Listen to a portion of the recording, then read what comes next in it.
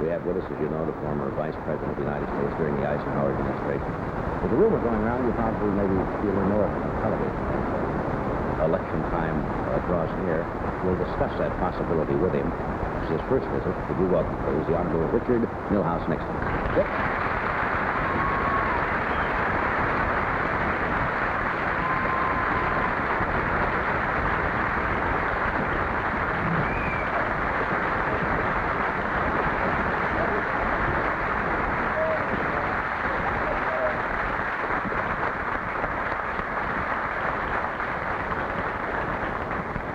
I welcome you, Dick. It's nice to, if I may call you Dick. Well, I've been called almost every day.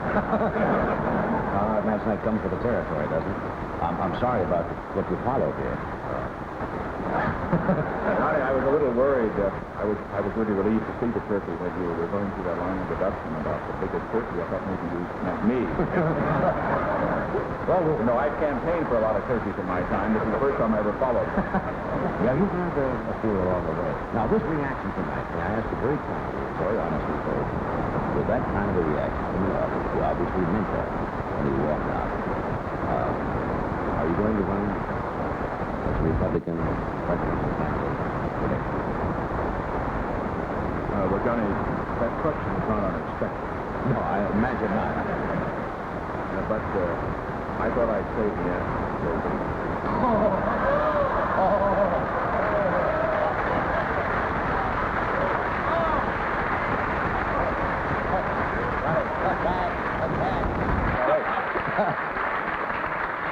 See, I've been reading the ratings. He needs it. Oh, good. I was going to get you bailed out there. I'd like to add something, though.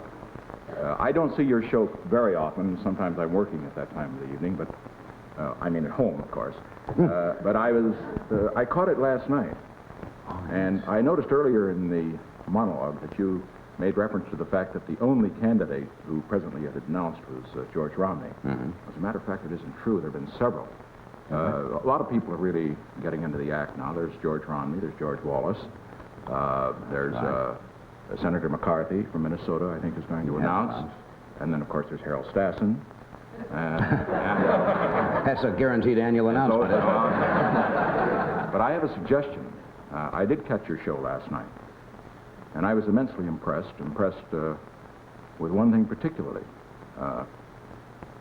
I heard you talk about Bobby Kennedy. You sound more like Bobby Kennedy than he does. And I think you ought to run for president. Now, let me tell you a few things. I'm an expert on how to run for president. Not how to win, but how to run. Yes, you are that. I do a few things to you. Mm-hmm. Well, first, let me tell you your assets. You're young, 42, right? Right. You come over on television like gangbusters. And boy, I'm the expert on how important that is. You're not going to lend me your makeup man, are you? No, I'm going to lend him to Lyndon Johnson.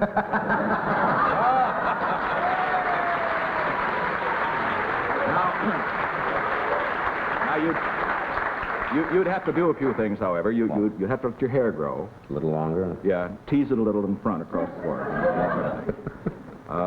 But all in all, I think you'd make quite a candidate, great candidate. And I'll tell you what I'll do, and I won't do this with any of the other potential candidates for president. Mm-hmm. If you'll run for president, I'll run for vice president. And what a dream ticket that'd make. A real nightmare. Yes. Get a deal? What do you think? That is the... Running for president. That is the sneakiest and most evasive answer I've ever seen to my first question I've ever heard in my life. Good answer. I intended it that way. I know that.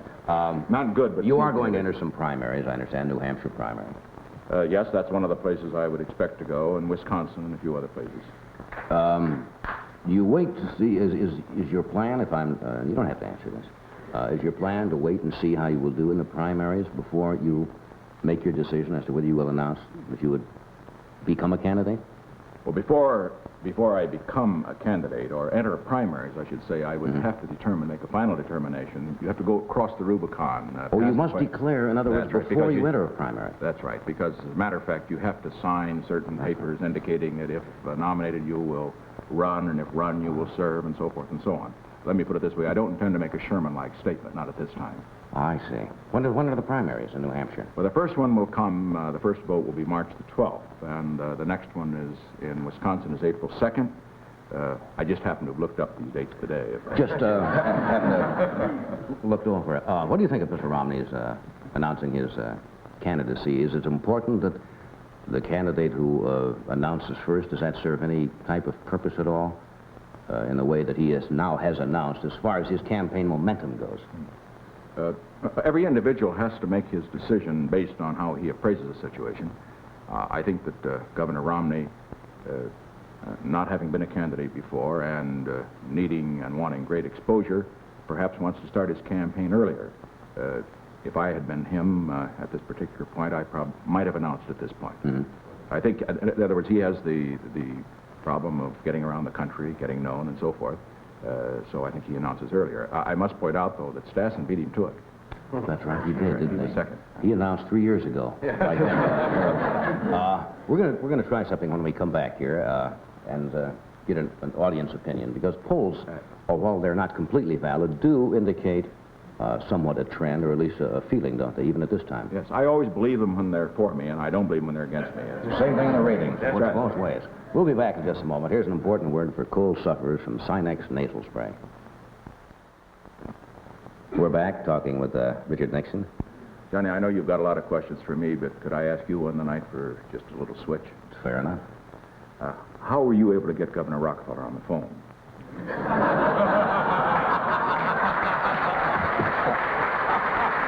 You know, I told him I was running as vice president, and he said... Ed knows. Ed was in my apartment this morning, and the governor lives right next door to me. I can't get him on the phone. He doesn't, But you know... did move in, that's right. That's right. And as a matter of fact, to see that you just picked up the phone on a show like this and got him on the phone, you must be a very influential person.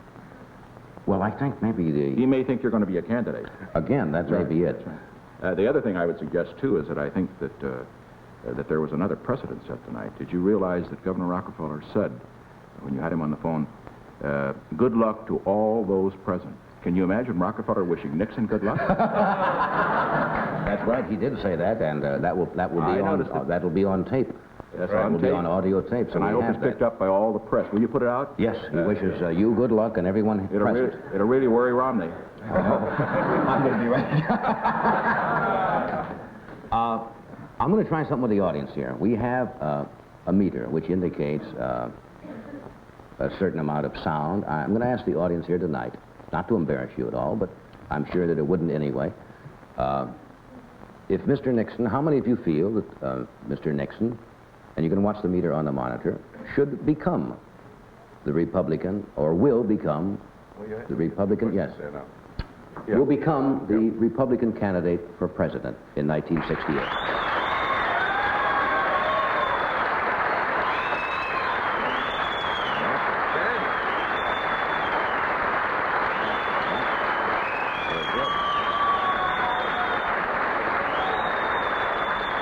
Okay. Well, I really don't even think we have to ask the negative there, because it seems to be overwhelming and it wouldn't prove anything. Does that... You gave me only 10 tickets tonight, too. That's... Does that give you any indication? Is that what they call salting the mind a little bit? I tried to get more, you know. That's what they call salting the mind, I think. But only No, 10. I noticed a few people withholding their applause in all to get a fair decision here. Does that in any way indicate anything to you at all, even though we only have 270 people? Well, that indicates that I'm very fortunate to be on this show tonight. Can't get you nailed down. I'm working here.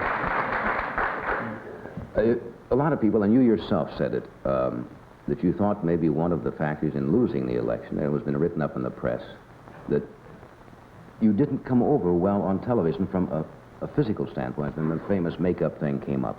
Do you think that plays a major part now? I'm sure it does on television for all candidates. The impact. It's an immensely important... and I'm not sure whether it's really the right way, whether it is really a valid point.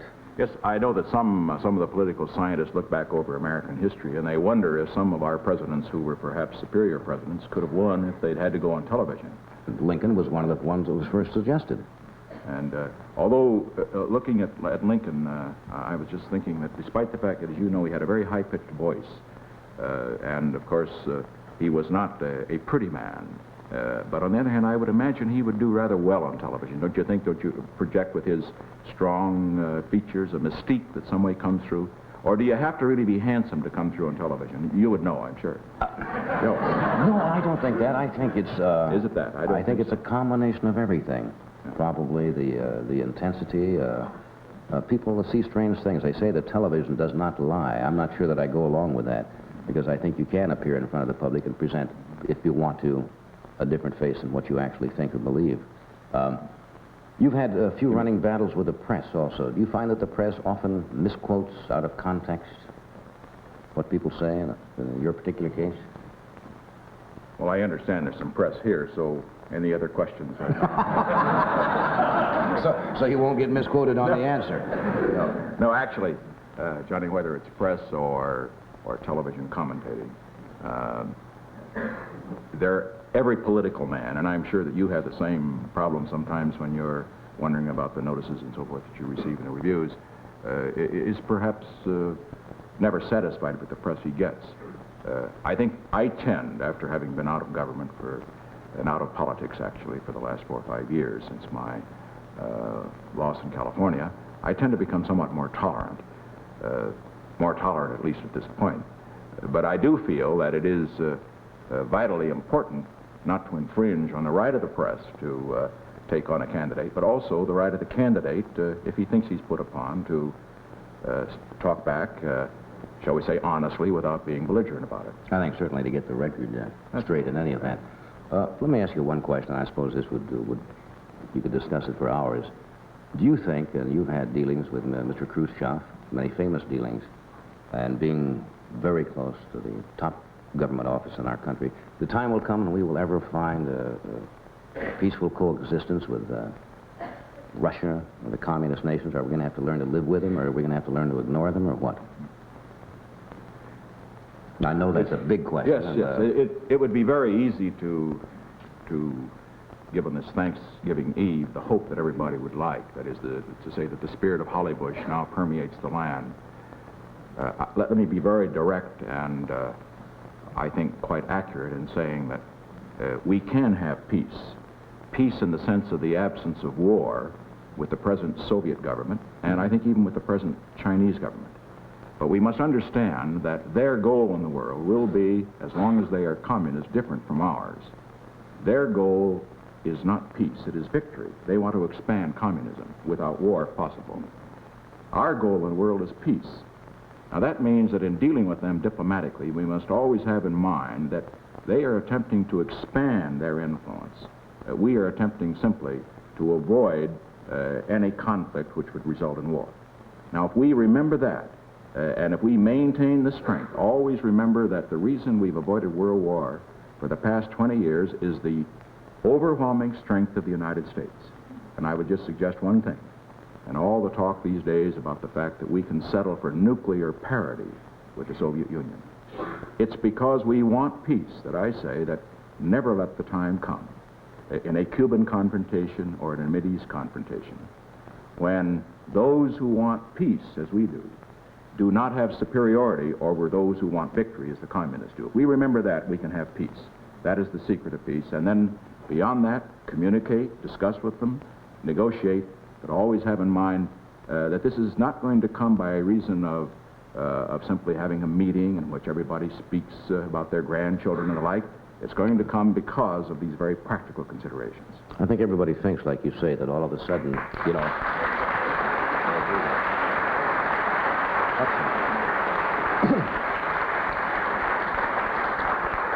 I think everyone kind of looks for that quick overnight panacea, and there's going to be a miraculous thing, and it's all going to happen, and as you say, it's not going to work quite that way. Another thing, Johnny, we should have in mind, too, is that we should always separate the communist leaders from the people. The Russian people are a great people. I mean, not only great in terms of their achievements, scientific and all the rest, but also great in their capacity for friendship. I think we should have in mind, therefore, that looking at the Russian people and the Chinese people, and these are the two great powers that could threaten the peace of the world, that if the people actually prevail, there will be peace. But on the other hand, there are governments and there are leaders, men who have this passion for expanding their system. And all that we have to do is to let them know firmly, but non-belligerently, that if they are going to try to expand, that they are going to run up against the strength of the free world, because we believe that it's essential that there be peace in the world, and everybody should have a right to choose his own government, not have somebody else impose his type on him. That makes good sense. I understand you have a couple of your daughters here tonight.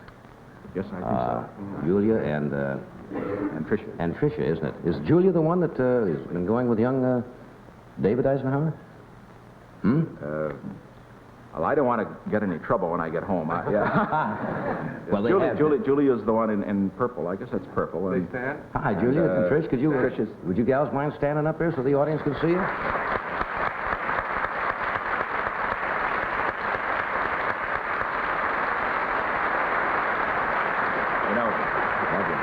Pretty girls. Scotty, one thing, we think often of the competition between the various political figures, and one thing I think I do have in common with President Johnson, I think you would agree, we both have two lovely daughters. Yes, that is for sure. Dick,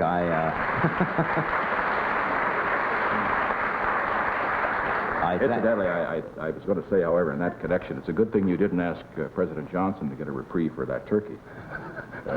Well, after all, with all the trouble he has, he can't even have the turkey growers against him. But he'd never sentence a bird to death, though. That just couldn't happen. Never. That couldn't happen. Dick, No, it's not a bird, it's a fowl. A fowl, you're right. I thank you for coming tonight. I know you've got to catch a plane and your lovely daughters. I hope you have a happy Thanksgiving, and whatever your decision is coming up, much luck. And thank you for visiting.